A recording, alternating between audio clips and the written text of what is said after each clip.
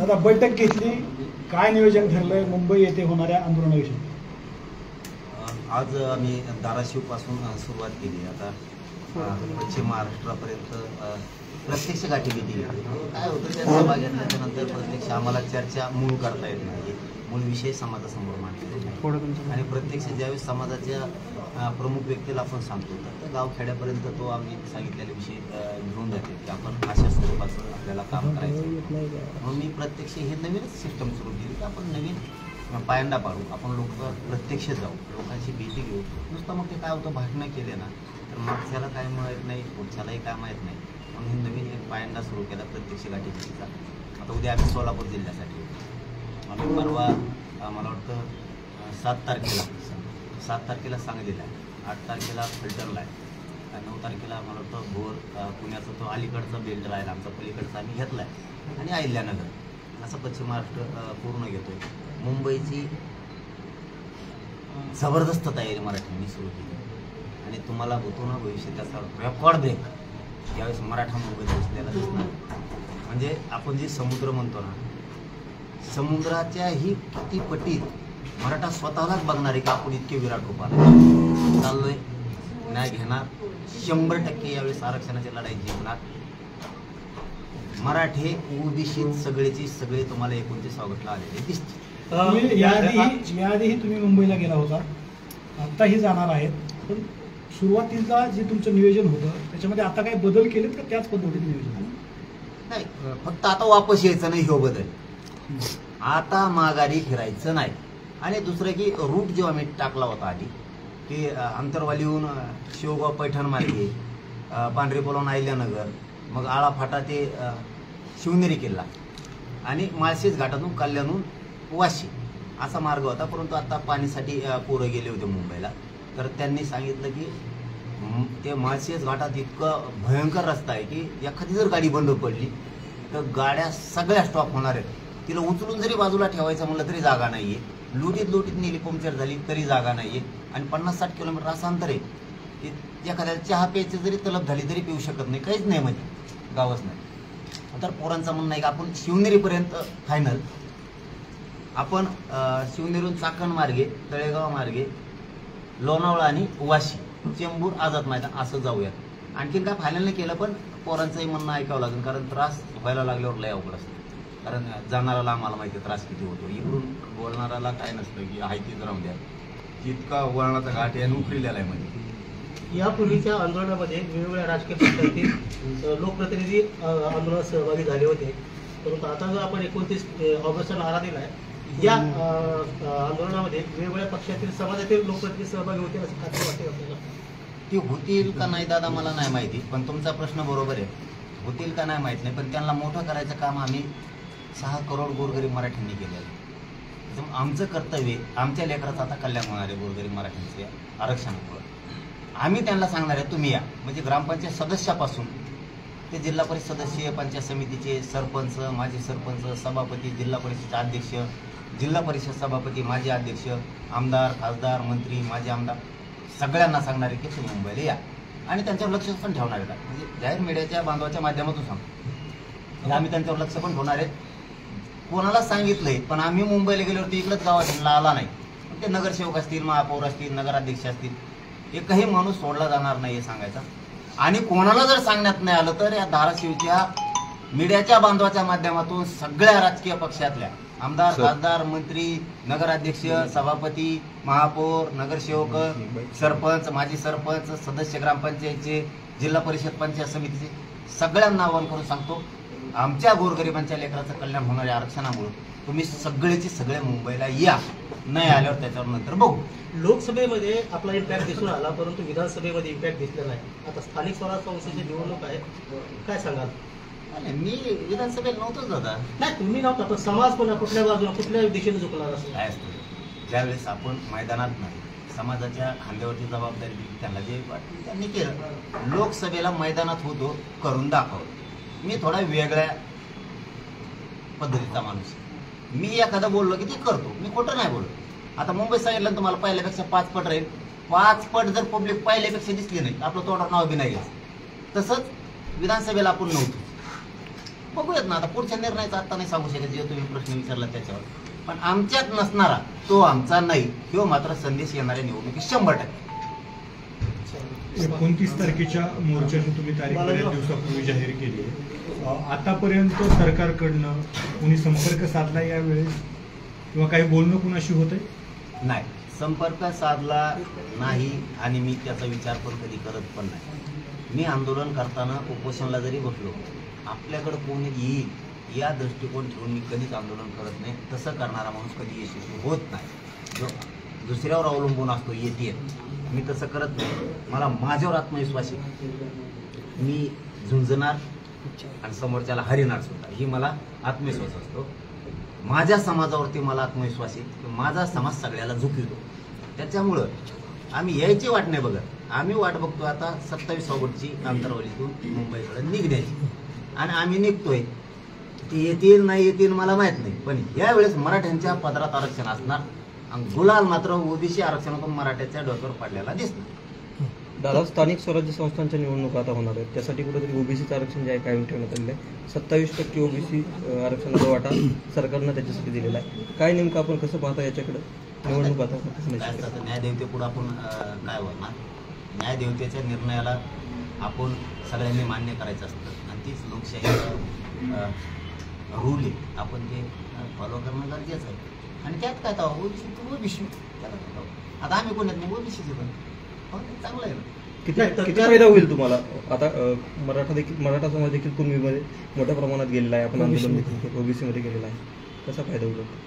आता व्हायच्या अगोदर कसं सांगता येईल, झाल्यावर सांगणार तुम्हाला आकडा इतके झाल्यावर. आणि ते दिसतंय, मीडियाच्या बांधवात दिसतं, सोशल मीडियावरती दिसतं. पण एक सांगतो, आरक्षण मिळाल्यापासून माझ्या समाजाचं लेकराचं खूप कल्याण व्हायला लागलं. नोकऱ्यात आणि शिक्षणात भरपूर पोरं चालली, ती मात्र मला समाधान. 58 लाख नोंदी, 3.25 करोडपेक्षा जास्त मराठी आरक्षणाचे राहिलेले ह्या 29 ऑगस्टच्या झटक्यात एका रट्ट्यातच घालणार, एक बीट होत नाही. सरकार येऊ दे, त्याला काय यायचं तरी येऊ दे, फक्त धाराशिवमधून मीडियाच्या बांधवाच्या माध्यमातून सांगतो, आता चूक करायच्या आणि आडं पडायच्या भानगडीत सरकारने पडायचं नाही. एकदा झालं बस, सहन केलं, तुम्ही आमचे डोके फोडले, गोळ्या घातल्या, पुन्हा त्या भानगडीत पडायचं नाही, नसता जड जाईल. दादा, नेमकी आरक्षणाची किती टक्के आरक्षण हवं? आता तुम्ही निघताय नव्यानं, मुंबईला परत नव्यानं सुरुवात करताय. परत प्रश्न हा विचारतो की सरकारला पण हे कळायला पाहिजे, किंवा तुमची मागणी देखील काय, किती टक्के आरक्षण हवं आणि कुठल्या कोट्यातून कसं आरक्षण हवं आहे आपल्याला? टक्के फक्के नाही, मराठा हा पूर्वीपासून ओबीसी, आमच्या 100, 150 वर्षाच्या नोंदी, टक्के नाही, ओबीसीतच पाहिजे ना, आम्ही ओबीसीतच आहे. आमचं हैदराबादचं गॅजेट आहे, सरसकट मराठवाड्यातला ओबीसी आरक्षण आहे. सातारा संस्थांचं गॅजेट आहे, राजेश्री शाहू महाराजांच्या राजांचं गॅजेट आहे, पश्चिम महाराष्ट्र पूर्ण बसतो. ते झाले 2 भाग. बॉम्बे गव्हर्नमेंटच्या गॅजेटियरमुळं नाशिकपासूनचा, मुंबईपासूनचा, अर्ध्या पुण्यापासूनचा खानदेशापर्यंत आता ते भाग तुटला काही वाकीचा, सिलवाशाचा, तिथपर्यंत तो परगणा होता, सगळे बसते. आणि आमचं चौथं म्हणणं आहे, आम्हाला त्यावेळेस सरकारने सांगितलं होतं, ज्यावेळेस सिस्टम आलं होतं 10-12 मंत्र्याचं, त्यावेळेस त्यांनी सांगितलं होतं की माझी मागणी होती मराठा आणि कुणबी एकच अध्यादेश काढा. त्यावेळेस त्यांनी सांगितलं होतं आधार लाख. आता 58 लाख नोंदीचा आधार आहे सरकारला कायदा पारित करण्यासाठी. त्यामुळे मराठा आणि कुणबी एक ही JR पण घेणार, सगळ्या स्वारीची अंमलबजावणी पण घेणार, आणि 3ही गॅजेटियर घेणार. सगळ्या केसेस पण मागं झालेल्या पाहिजेत सरसकट, आणि बलिदान गेलेल्या कुटुंबाचा, त्यांच्या नोकरीचा आणि आर्थिक सहकार्याचा विषय राहिलेला आहे. जे 8-9 मागण्यात ना त्या सरकारच्या पाठ झाल्यात, त्यामुळे सांगून मी बी कदरून गेलोय. आता हे शेवटाची आरपारची अंतिम लढाई आहे. मराठा बांधवांना सांगतो, अंतिम आरपारची लढाई, इतकं रेकॉर्ड ब्रेक ही मुंबईची रॅली होणार आहे. आता होतो ना भविष्यात असा मराठ्यांचा विजय होणार आहे, याचे साक्षीदार व्हा. प्रत्यक्ष मुंबईत येऊ, जे वाहन असेल ते सुरू करा. आता नवीनच पवारांनी स्कीम काढली, माझ्या कानावर येते मला माहित नाही, एका तालुक्यातून 50,000 गाड्या काढायच्या. आता मला माहित नाही, पण आता जे कानावर येत आहे ते शक्यतो मराठ्याचं खोटं पण येत नाही कधी. मराठ्याचे पोरं करते एकदा तरार लागल्या. कारण कसल्या मतदारसंघात गेलं 1-1.5 लाख मराठ्यांची लोकसंख्या, लाख बरंच धरा, त्यातल्या अर्ध्या, चला 80-90 हजार धरा, अर्ध्या जरी धरलं तरी 50,000 मराठ्याजवळ सहज गाड्या आहेत. आपण आपली मोटरसायकल सुरू करायची आणि मुंबईला निघायचं. ही मोहीम चांगली आहे. फक्त पुन्हा एक सांगतो, गुंतून पडू नका. सणवार आहेत, एक पोळी खाताल, भजे खाताल, सण पुन्हा येईल, पुन्हा करता येईल. नोकरी शिक्षण जर एकदा गेलं ना, आरक्षण जर गेलं ना, उभ्या आयुष्याचं लेकरा बाळाचं वाटव होणार. त्याच्यामुळं सणवार उत्सव करा, पण कमी प्रमाणात करा. आणि आपण सगळे मुंबईकडे चला. 3-4 दिवस गेल्यामुळं समाजाचं कल्याण होणार आहे.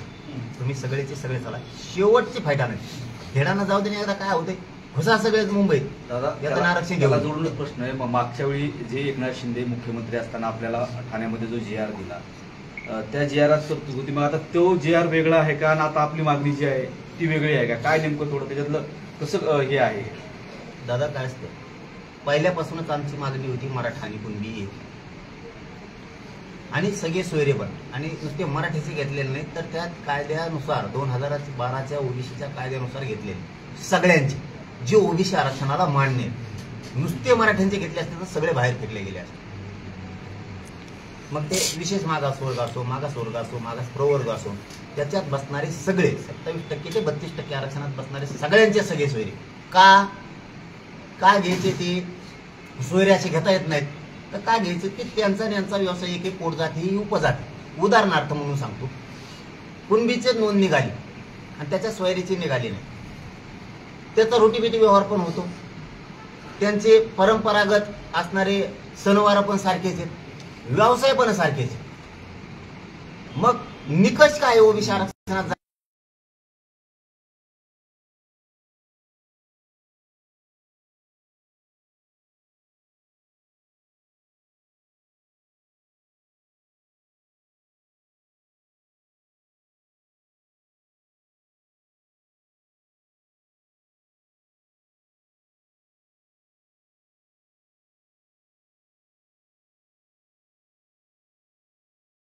मराठ्यांची कुणबी नोंद निघाली, त्याचे सोयरेमध्ये त्याचा सगळे सोयरेमध्ये काहीच अर्थ वेगळाच काढत येत, की आईला जाताच येत नाही, आईच्या नातेवाईकात घेत, म्हणजे बुद्धिभेद करायचा. आम्ही दिलेली आहे, आम्हाला डोकं आहे म्हणून आम्ही दिलेली, मी एकट्याने दिलेली नाही. त्यावेळेस तिथं महाराष्ट्रातले अभ्यासक होते. असं माहिती, बरं झालं तुम्ही लय महत्वाचा प्रश्न विचारला. माहिती असली पाहिजे राज्याला सुद्धा. तिथं महाराष्ट्रातले सगळे अभ्यासक होते, तिथं सगळे हायकोर्टातले वकील होते, कायद्याचे अभ्यासक होते, घटनेचे पण अभ्यासक होते, सगळे बरेचसे समन्वयक सुद्धा होते. तिथं ज्यांनी पूर्ण हयात आरक्षणात घातले असे सगळे लोक होते. सगळ्यांनी वाचलं की ठेवायचंय का, सगळ्या सोयरीच्या आधी सूचना कसं आहे काय. जेव्हा सगळे ओके म्हणले तेव्हा पाठ 3-3:30ला हो म्हणलेलं जातं. असं 11 वाजल्यापासून पाठ 4 वाजेपर्यंत खलबतं सुरू होईल. त्यामुळे सगळ्या सोयरीची पण आधी सुद्धा काढले, तिची पण अंमलबजावणी घेणार आहे. हे सुद्धा मुख्यमंत्री फडणवीस साहेबांनी लक्षात ठेवायचं. मराठा आणि कुणबी एक हे पण घेणार, गॅजेट सुद्धा घेणार, मराठवाड्याच्या हैदराबाद गॅजेट सहित पुरं घेणार. यावेळेस मी मुंबई सोडणार नाही, मराठ्यांनी सुद्धा सोडायचं नाही. फक्त मराठ्यांना पुन्हा विनंती आहे, वेळ ओळखत चाला, संकट ओळखत चाला, कधी एकत्र यायचं याचे संकेत समाजाला कळाले पाहिजे. आणि तुम्हाला संकेत देतोय, हीच योग्य वेळ आहे. आता मराठ्यांनी मुंबईत 29 ऑगस्टला एकजूट दाखवायची आणि गोरगरीब मराठ्यांच्या डोक्यावर विजयाचा गुलाल टाकायची. मराठा हरून देऊ नका. शेतकरी मराठा, व्यावसायिक मराठा, डॉक्टर, मास्तर, वकील, छोट्या मोठ्या टपऱ्यावाले, हॉटेलवाले, रिक्षावाले, जीपवाले, टेम्पोवाले, एसटी ड्रायव्हर, कंडक्टर, माथाडी कामगार, डब्यावाले, अख्खेच मुंबईकडे एक 2-3 दिवस काम बंद ठेवा. मुंबईकडे फक्त 29 ऑगस्टला आझाद मैदानला 10 वाजता आम्ही बसलो, आशीर्वाद द्या तुम्ही वापस आरक्षण आणायची जबाबदारी आपली. आणि दिलेला शब्द मराठ्यांनो प्रत्येक वेळेस मी पूर्ण केलेला आहे. तुमच्या लेकरा बाळासाठी, तुमच्या लेकरा बाळासाठी जडतो. तुम्हाला सांगितलं होतं ओबीसी आरक्षणात घालीन. 58 लाख नोंदीमध्ये 3 करोडपेक्षा जास्त मराठी आरक्षणात घातले. आणि आता तुम्हाला शब्द आहे, 100% राज्यातल्या मराठी आरक्षणात घालणार. फक्त तुम्ही सगळ्यांनी मुंबईकडे चालायचं. भारतीय जनता पार्टीची वोट बँक जी आहे ती ओबीसी आहे.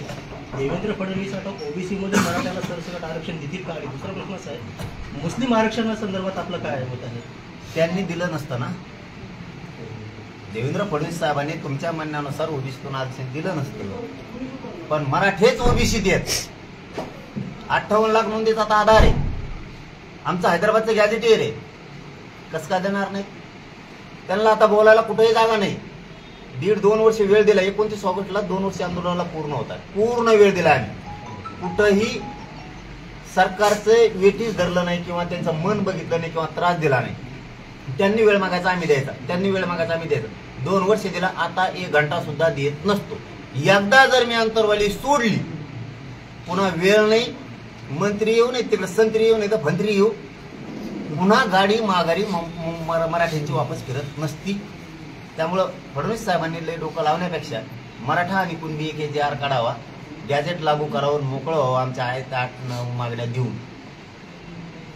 मराठ्यांशिवाय सत्ता येत नाही याचा विसर फडणवीस साहेबांनी पडू देऊ नये. या सरकारमध्ये सर्वात जास्त संख्येची आहे ती मराठा समाजाची आहे.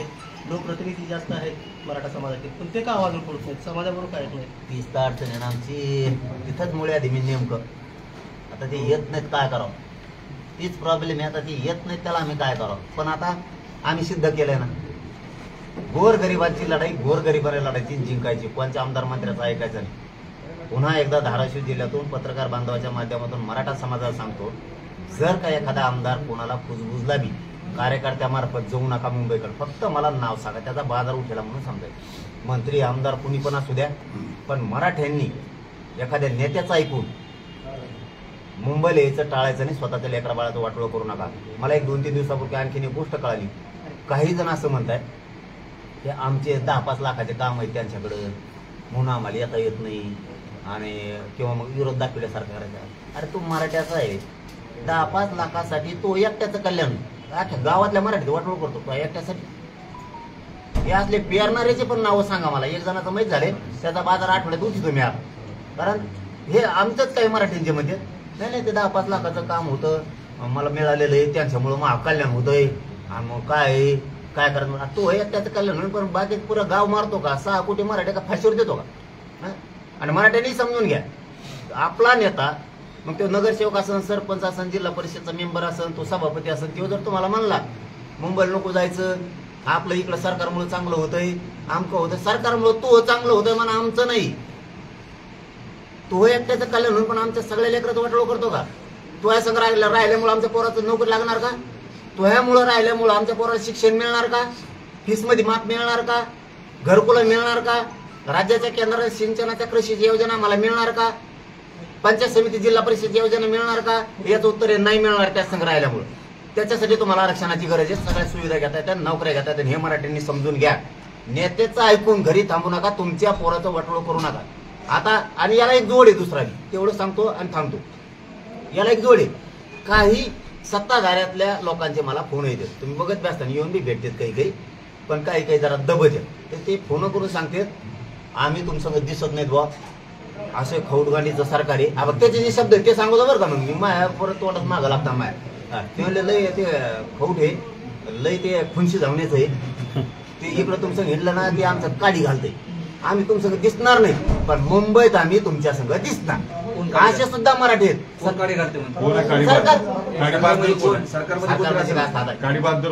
तालुक्याचे कार्यकर्ते सांगायला तुम्हाला माहिती, मी नाव भावला पण होत नसतो. आपलं धडक आहे त्याचं काय, ते गाव लेवलचे तालुका लेवलचे कार्यकर्ते, त्याचा स्थानिक आमदार तिथून तर नाही घालू शकत.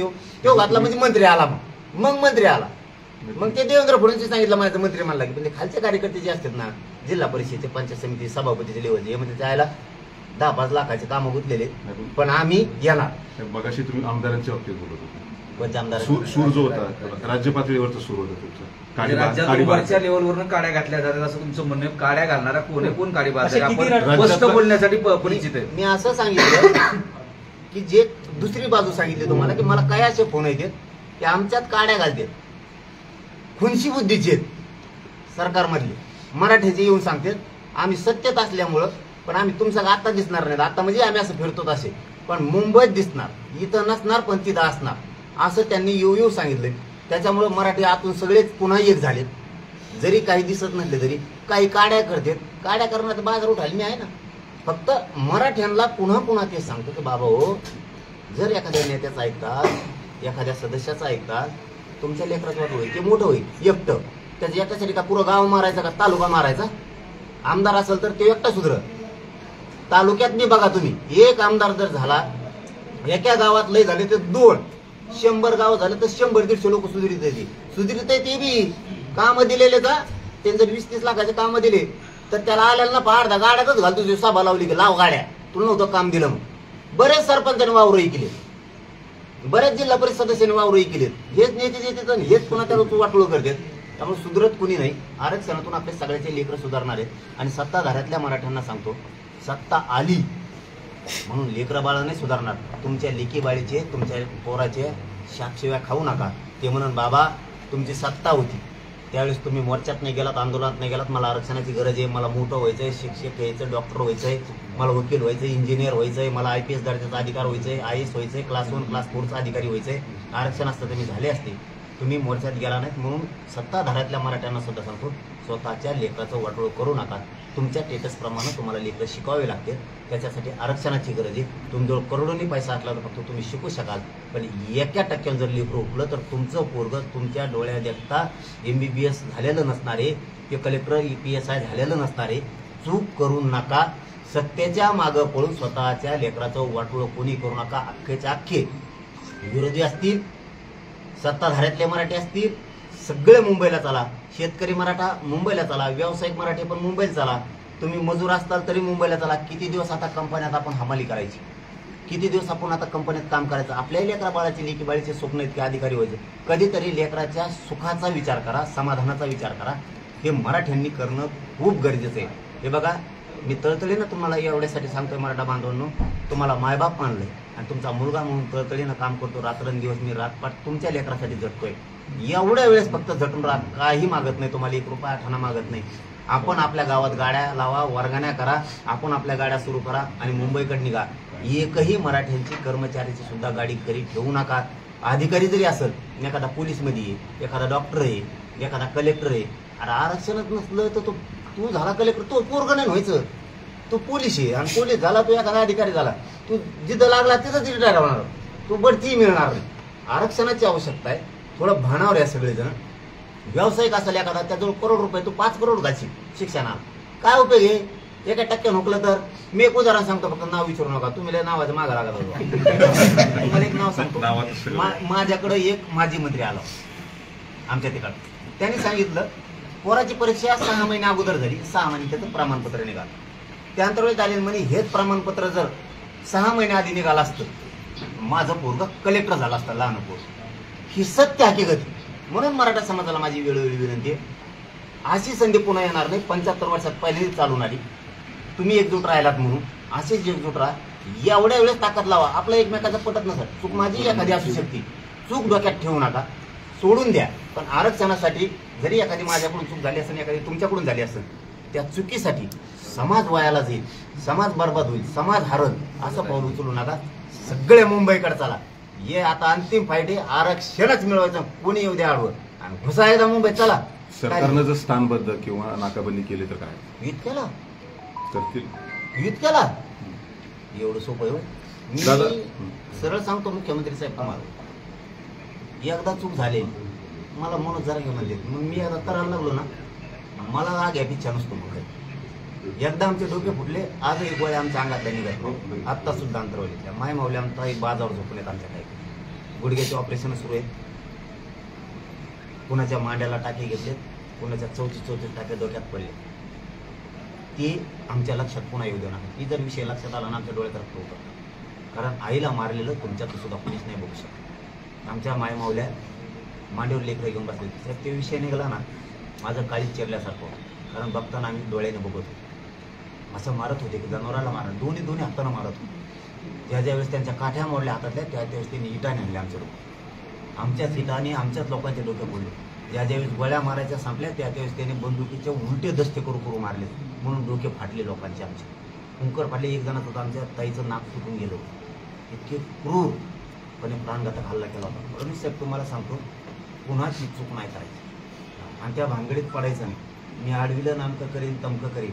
राज्यातला पांढरा रस्ता सुद्धा सुरू राहणार नाही. पांढरा रस्ता सुद्धा, एवढं लक्षात ठेवा. मराठ्यांच्या नादी लागायचं, गोडी गुलाबीनं तुम्हाला जे करायचं ते करायचं. त्यावेळेस घडलं आता. पुन्हा त्या भानगडीत पडायचं नाहीये, हे मात्र तुम्ही लक्षात ठेवा. तुम्ही जर ते भानगड करायला जाता, पोलीस हे नामकं करीन आणि तमकं करीन, त्याची किंमत इतकी भयंकर तुमची असं देशातल्या पंतप्रधान मोदी साहेबांना सुद्धा त्याची किंमत मोजावी लागणार.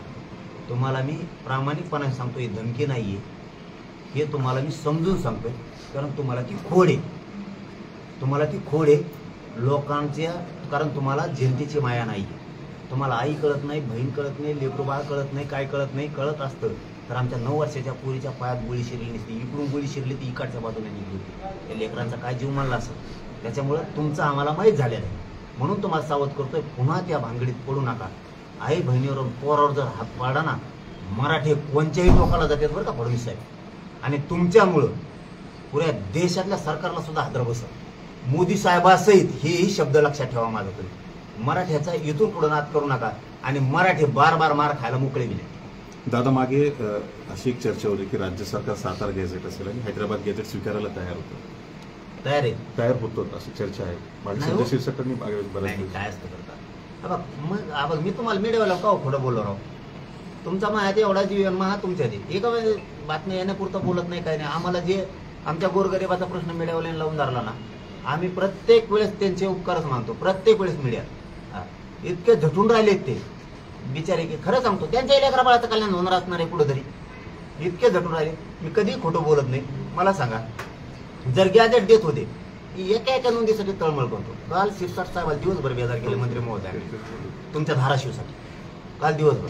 आणि लातूर आपले सोलापूरसाठी. काल सोलापूरला मंत्री महोदय शिरसाट साहेबांनी बैठक घेतली. मी एका नोंदीसाठी जीव जातो समाजात करतो. एवढं मोठं गॅजेट सोडीन मी, मला काय चावत होती.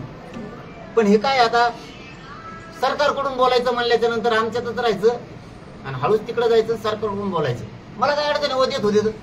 बरं, मी पहिल्या दिवसापासून मागणी माहिती तुम्हाला खरं सांगतो. जाऊन द्या, तुम्ही विचारलं, तुम्हाला टाइम दिसतोय आता लय मोठा. हो द्या, काय होतं, मला लय मोठा आहे. तिथं असं ठरलं होतं. शंभूराजे देसाई साहेब आहे बरोबर. मराठ्यांनी हे समजून घ्या, खोड कोण करताय हे मग त्यांना गॅजेट देत होते. त्याचं उत्तर सांगतो मी तुम्हाला. हे म्हणले त्याच्यानंतर शंभूराजे देसाई साहेब आले 2-4 महिने आणि त्यांना सांगितलं की तुम्ही गॅजेट का आणणार हैदराबादून. गॅजेट महाराष्ट्र सरकारजवळ आहे का. कोण म्हणतो ते टार फाल्या की गॅजेट देत होते. गॅजेट महाराष्ट्र सरकारजवळ आहे का, तर याचं उत्तर आहे नाही. ते हैदराबाद सरकारजवळ आहे. केव्हा देत होते. तो ह्याजवळ पुस्तक आहेत लय मोठे, ते घ्यायला मोकळे येतोय. तो डोक्यावर हिंडी तसेच घेऊन कवर. असं कधी झालंय का. ग्रामसेवक ग्रामपंचायतने ठराव घ्यायच्या आधीच गावात रस्ता झाला, असं कधी झालंय का. नाहीच ना. ते कायद्याला मान्यच नाहीये. मग ते गॅजेट हे हैदराबाद. शंभूराजे देसाई साहेबांनी सांगितलं तुम्ही हैदराबादचं गॅजेट का आणत नाही.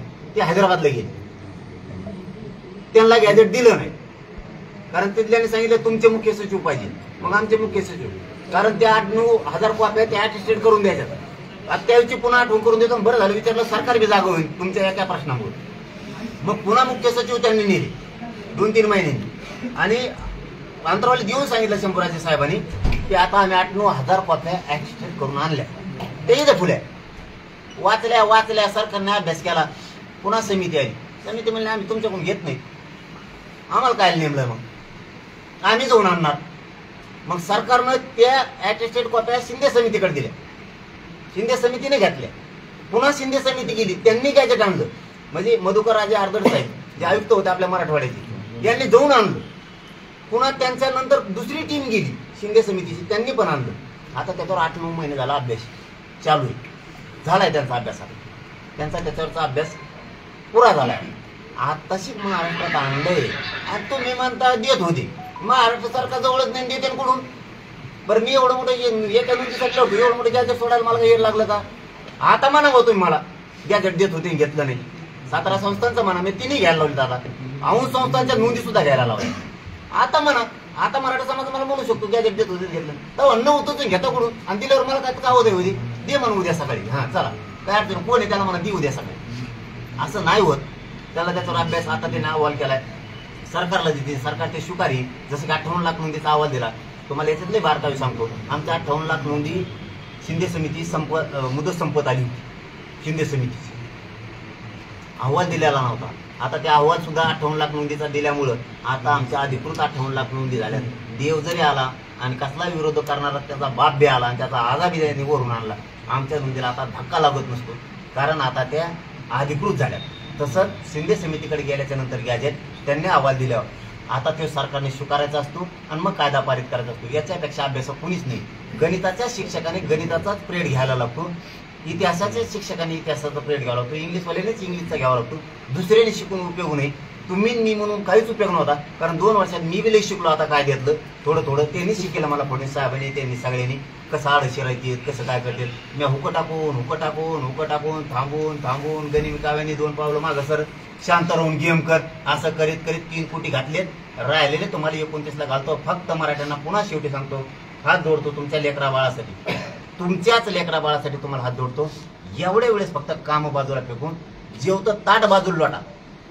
सणवार काही नाही, सगळे मुंबईकडे चला. गणपती उत्सव हे मला आधी माहित नव्हतं. 29 ऑगस्टला 2 वर्ष पूर्ण होते म्हणून मी तारीख धरली होती. गणपती येतात, मी म्हणतो का आपली हिंदू संस्कृती वारकरी संप्रदाय संस्कृती आपल्या ते करायचं करा. गणपती संघ घ्या ना, आमचा आम्ही घ्यायलो. आंतर म्हणले चलो मुंबई विसर्जन समुद्रात. आपले सगळेच गणपती तिकडे घ्या, काय आला ताण. 1 नको 2 नको. मानाचा ग्रामीण महाराष्ट्राच्या मानाचा गणपती या वारीनं मुंबईत दिसत. काय अडचण आहे बा. दादा, आंदोलनापूर्वी जर सरकारनं चर्चेला बोलवलं आणि काही मार्ग काढतो असं म्हणलं तर तुमचा विश्वास असेल तर तुम्ही चर्चा करणार का? तयारी असेल चर्चेची? तुमच्या पाया पडतो मला चर्चेचा असा कटाळा आलाय. तेच बोलत ते बी मी तेच सांगतोय, मराठ्याला आरक्षण ओबीसीतून पाहिजे. ते म्हणते नोंदी सापडून द्या, मग देतो. आता 58 लाख सापडल्या, आता बोलायला जागा आहे का? मला म्हणले होते महादेव साहेब, तुमच्या म्हणण्याप्रमाणे जर करायची असेल ती मागणी मान्य, तर आपल्याला पुढे जायला पाहिजे. पुढे गेल्याच्या नंतर मग कायद्याचा काही स्ट्रक्चर असतात, त्या स्ट्रक्चराप्रमाणे करायचं असतं. बरं ठीक आहे बा. मग आता तेव्हा नोंदीच नव्हत्या, आता 58 लाख आहेत. आधार पाहिजे ना. आता किती आधार पाहिजे? ट्रक भरून घेतो काय? आता 58 लाख नोंदी, बाकीच्याला आरक्षण ओबीसी दिलं. कोणाचा आधार आहे हो? आमच्या 58 लाख नोंदीचा अहवाल आधार आहे. आणखीन काय पाहिजे यांना? चर्चा खर्चा काही नाही. मी कदरून गेलो त्या चर्चेला, डायरेक्ट अंमलबजावणी हाय का नाही मुंबई सोडित नसतं आणि काही करीत नसतं. यांनी केलं ना, मग यांना कळत. आणि तुम्हाला सांगतो, माझ्या आधी जाऊन बसते का कोणी पोट्टे पाहुण्याचे घर सापडायला लागलेत मुंबईत. काय निरोप काही आले त्याच्यात? नाही निरोप नाही. मी या दादांना मगच सांगितलं, मी यांनी प्रश्न विचारला होता त्याच वेळेस, की मी कधी आंदोलन करताना मी खरं सांगतो म्हणून यशस्वी झालो. अगोदर काही लोकांचं असतं दिसन सोडायला येतात. आपलं एक बी फोन दाखवायचं सरकारला, कधी येतो धडकून बसून जातो, मांडी घालतो लगेच काचकून तिथं जाऊन पारडाच. हा तेव्हा इथून येतो. कारण मला माझ्यावर विश्वास आहे, माझ्या समाजावर. तो समाज इतका कट्टर झाला ना आता, बघा बघा शान, मला खरंच शान वाटते. आणि तुम्ही असताल नसताल त्या समुदायाचं, पण एखादा समाज गरिबीसाठी लढत असताना त्याचा गर्वच मानला पाहिजे. हो. आणि मी जातीवादी नाही, अजिबात नाही. मी जातीवादी असतो ना तर तुम्हाला कालच ज्ञानेश्वरीताई मुंडेचं प्रकरण सांगतो, दिखाऊपणा केला असता 100%. काय आपल्या संग येत नाही, जाऊन तिकडं काय जायचं आणि सगळं दिखाऊ करून नुसतं मोर्चात जायचं त्यांच्या. त्या ताईने मला 3 मागण्या केल्या होत्या की आम्हाला मुख्यमंत्र्याला भेटून करायला सांगायचं, माझा नवरा कुणी मारला, माझं कंपळाचं कुंकू कुणी नेलं, माझे लेकरं उन्हात पडले, सासू सासरे म्हातारे मी कसे संबोधित केले, करता माणूस गेला मी कसं झालं, नुसते ढसाला रडत होते मागून. आणि मला SIT पाहिजे. आणि तिसरं म्हणणं होतं त्यांचं की मला कुमावत साहेबच पाहिजे. 6 दिवसात एका फटक्यात तिने मी जागेवर दिलं. एकदाच सांगितलं फक्त त्यांना फोन करू, या मॅटरमध्ये मी उतरणार. ताईच्या 3 मागण्या त्या 2 दिवसात पुऱ्या करायच्या नसता, एवढंच म्हणलं नसता. मग आपलं कसं असतं, नाही ऐकलं मग आपलं याकडे दांडा. त्या ताईला न्याय मिळेल, आपण सगळ्याजण सोबत. मी जातीवाद नाही करत, पण माझ्या लेकराला आरक्षण मागतोय, तुम्ही मला विरोध करू नका. ओबीसीचे नाही, माझे गरिबाचे लेकरं मोठे व्हावेत, कारण तुमचे लेकरं मोठे होताना आम्हालाही वाटलं होतं तुमचे लेकरं मोठे व्हावे. आज माझ्या गरिबाच्या मराठ्याच्या लेकरांनी तुमचं काय केलं? त्याला का फाशी घ्यायला लावता? त्याला का आत्महत्या करायला? ओबीसीचे नेते पुणे तिकडचं गप आहे ना, त्याच्यामुळे नाव घ्या ते गप. मला एक सवय, तो बोललो का मग झोडतो.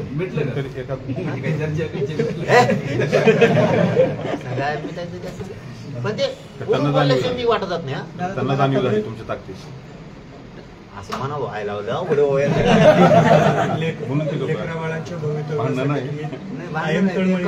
कसा जाणीव झाली. कायम तळमळीने सांगतात ओबीसी नेत्याने विरोध करू नका, पण तुम्ही म्हणता.